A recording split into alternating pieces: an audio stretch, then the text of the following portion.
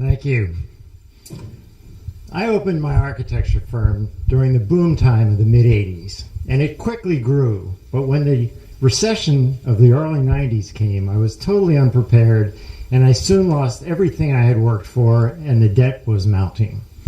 One day, I was speaking to a friend about my problems, and he suggested that perhaps I couldn't fix things on the physical plane, that perhaps I needed to heal my relationship with money on the metaphysical plane. And towards that end, he gave me this skinny little green book called The Abundance Book by John Randolph Price, which is essentially a 40-day meditation on wealth and success. So with nothing to lose, I began my 40-day meditation. I meditated as my credit cards maxed out. I meditated as I missed yet another mortgage payment.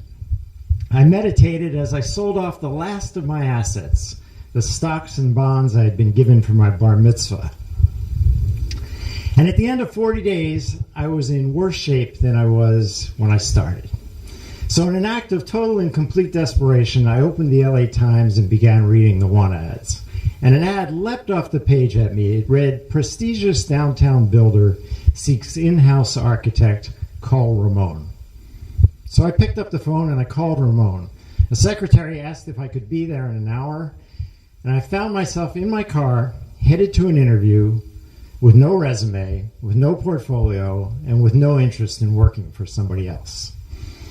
I got to the destination, I pulled in the parking lot. The very first thing I saw was a brand new white Silver Cloud Rolls Royce in a parking space with a placard on the wall that read, "This space reserved for Ramon." Inside the building, I was greeted by a powerfully built man with a booming voice and a big smile. He said, "Hello, Barry, I'm Ramon," in an accent I couldn't quite place. I would later learn that it was Cajun, and that Ramon had grown up in the poorest part of Louisiana in a tar paper shack with barely enough food to eat, and that today he was a multi-millionaire. His success he attributed to living in accordance with the laws of the universe. Ramon invited me into his office. We sat down. He said to me, "Can I see your resume?" I said, "Ramon, I have to be honest with you. I don't have a resume, and I'm not looking for a job. I'm really here by accident." He looked at me and he said, "Barry, there are no accidents," which I would learn was Ramon's first law of the universe. Well, we had a nice conversation. After about 20 minutes, he stood up, I stood up, we shook hands, and I left. But when I got home, I told my wife, Kathy, I met this interesting character today, and I think that I'm not done with him yet. And Kathy, who is much smarter than I am, said, "Well, you have to write him a thank you note, and you have to get it in today's mail so he gets it tomorrow." So I did. Well, the next day I was sitting in my now empty office, and the phone rang, something that hadn't happened for months. And I picked up the phone, and a voice on the other end said, "Hello, Barry, this is Ramon. Are you available tomorrow for lunch?" I said I was, and then some instinctive part of my brain made me ask, would it be okay if I brought my wife? So the next morning, Kathy and I drove down to Ramon's office.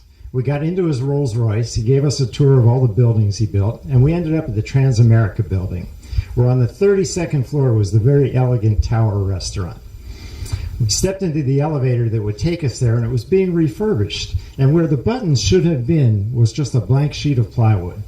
And Ramon turned to us and kiddingly asked, "How will we know where to get off?" To which Kathy responded, "We'll have to visualize it." Ramon looked at her and said, "I believe in that."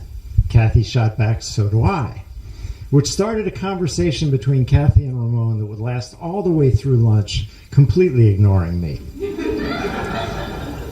Because it turned out that Ramon's second law of the universe was you have to visualize what you want.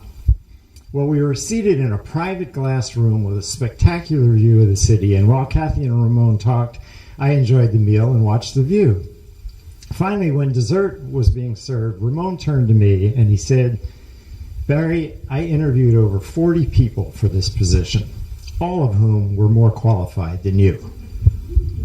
But," he said, "of all those people, you were the only one that sent us a thank you note." It seemed that giving gratitude was Ramon's third law of the universe. And so he continued, if I were to offer you this job, tell me what you would do to help me be even more successful. Well, I gathered my thoughts because now I wanted this job. But before I could say anything, my wife, who I always thought was smarter than me, interrupted Ramon. She said, Ramon, I know what my husband can do for you. What I want to know is, what are you going to do for my husband?